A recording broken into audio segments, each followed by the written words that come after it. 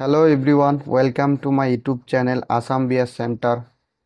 মোৰ চেনেলটো তোমালোকে সাবস্ক্ৰাইব কৰি ৰাখিবা এনেকুৱা ধৰণৰ ভিডিও পাই থাকিবৰ কাৰণে।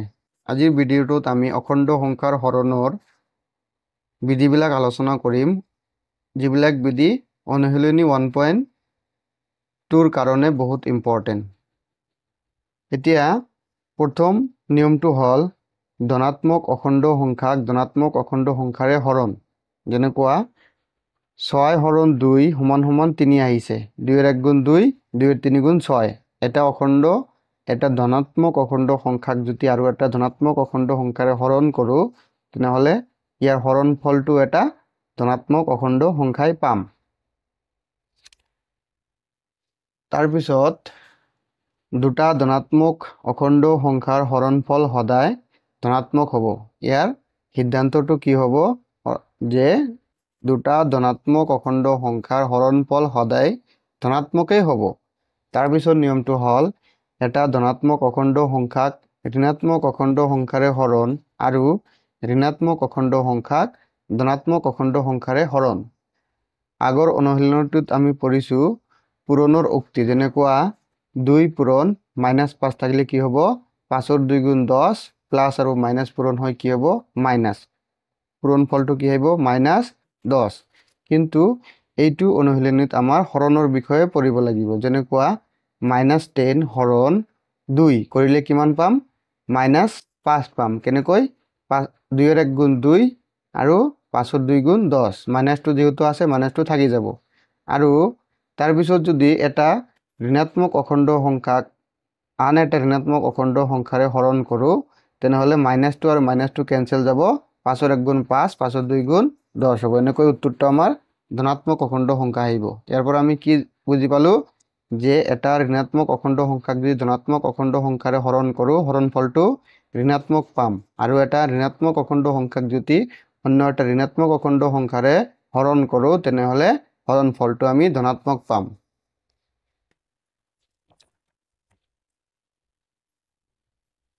অৰ্থাৎ দুটা ধনাত্মক অখণ্ড সংখ্যা a আৰু b ৰ বাবে a হৰণ -b সমান সমান -a হৰণ -a হৰণ b, য'ত b is not equal to 0, তলত যাতে 0 নাহে। তাৰপিছত নিয়মটো হ'ল ঋণাত্মক অখণ্ড সংখ্যাক ঋণাত্মক অখণ্ড সংখ্যাৰে হৰণ। যদি আমি এটা ঋণাত্মক অখণ্ড সংখ্যাক অন্য এটা ঋণাত্মক অখণ্ড সংখ্যাৰে হৰণ কৰোঁ, তেনেহ'লে লব আৰু হৰৰ মাইনাছ আৰু মাইনাছটো কি হ'ব কেনচেল হ'ব। আৰু 5 ৰ 1 গুণ 5, 5 ৰ 2 গুণ 10, উত্তৰটো আমাৰ কি আহিব এটা ধনাত্মক অখণ্ড সংখ্যা আহিব। ইয়াৰ সিদ্ধান্ত হ'ব এটা ঋণাত্মক অখণ্ড সংখ্যাক অন্য এটা ঋণাত্মক অখণ্ড সংখ্যাৰে হৰণ কৰিলে হৰণ ফলটো সদায় ধনাত্মক হয়। এইটো মনত ৰাখিবা।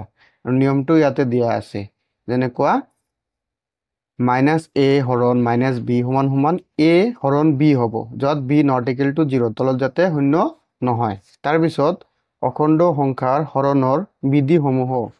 প্ৰথমটো আছে হৰণ সাপেক্ষে অখণ্ড সংখ্যাৰ আবদ্ধ বিধি।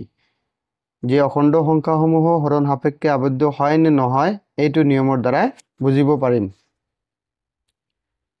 প্ৰথমে কি কৰিছে -49 হৰণ 7 লৈছে। তো এটা ঋণাত্মক অখণ্ড সংখ্যাক অন্য এটা ধনাত্মক অখণ্ড সংখ্যাৰে হৰণ কৰিছে। কিমান কি পালে হৰণ ফলটো এটা ঋণাত্মক অখণ্ড সংখ্যা পাইছে, অখণ্ড সংখ্যাই পাইছে। আনহাতে অখণ্ড সংখ্যাক ঋণাত্মক অখণ্ড সংখ্যাৰে কৰিলে আকৌ কি পাইছে, ইয়াতে কিন্তু অখণ্ড সংখ্যা নহয়। কাৰণ কি 7 হৰণ -14 কৰিলে কি আহিব, ইয়াৰ হৰণ ফলটো আহিব -1/2। তাৰমানে কি, অৰ্থাৎ অখণ্ড সংখ্যাসমূহ হৰণ সাপেক্ষে আবদ্ধ নহয়, এইটো মনত ৰাখিব লাগিব। তাৰপিছত নিয়মটো আছে হৰণ সাপেক্ষে অখণ্ড সংখ্যাৰ ক্ৰম বিনিময় বিধি। ক্ৰম বিনিময় বিধিটো মানি চলে নে নাই, এইটো আমি যোগ সাপেক্ষে আগৰ অনুশীলনীত চাইছিলোঁ। ইয়াৰ সিদ্ধান্তটো হ'ব যে অখণ্ড সংখ্যাসমূহে হৰণ সাপেক্ষেও ক্ৰম বিনিময় বিধি মানি নচলে, এইটো মনত ৰাখিব লাগিব। a আৰু b যিকোনো দুটা অখণ্ড সংখ্যা হ'লে a হৰণ b সমান সমান a হৰণ b is not equal to b হৰণ a। এইটো এটা উদাহৰণ লৈ চাইছোঁ। যদি আমি 2 লওঁ হৰণ 3 লওঁ, এইটো আৰু 3 হৰণ 2 এইটো সমান হ'ব নেকি নহ'ব এইটো সমান নহয় তাৰ পিছত আছে হৰণ সাপেক্ষে অখণ্ড সংখ্যাৰ সহযোগ বিধি এইটো সহযোগ বিধি আমি অলৰেডি যোগ সাপেক্ষ পঢ়ি আহিছো হৰণ সাপেক্ষ পঢ়িব লাগিব ইয়াৰ সিদ্ধান্তটো হ'ব অৰ্থাৎ অখণ্ড সংখ্যাসমূহে হৰণ সাপেক্ষে সহযোগ বিধি মানি নচলে অখণ্ড সংখ্যাসমূহে হৰণ সাপেক্ষেও সহযোগ বিধি মানি নচলে সিদ্ধান্ত হ'ল এ বি সি তিনিটা অখণ্ড সংখ্যা হলে যোগৰ ক্ষেত্ৰত কিন্তু সহযোগ বিধি মানি চলিছিল কিন্তু হৰণৰ ক্ষেত্ৰত মানি নচলে এইটো মনত ৰাখিব লাগিব তাৰ পিছত নিয়মটো হ'ল অখণ্ড সংখ্যাসমূহক শূন্যৰে হৰণ যিকোনো অখণ্ড সংখ্যাক যদি আমি শূন্যৰে হৰণ কৰো তেনেহলে কি পাম যিকোনো অখণ্ড সংখ্যা এৰ বাবে এ হৰণ শূন্য অনিৰ্ণয় এটো নিৰ্ণয় কৰিব নোৱাৰি কিন্তু যদি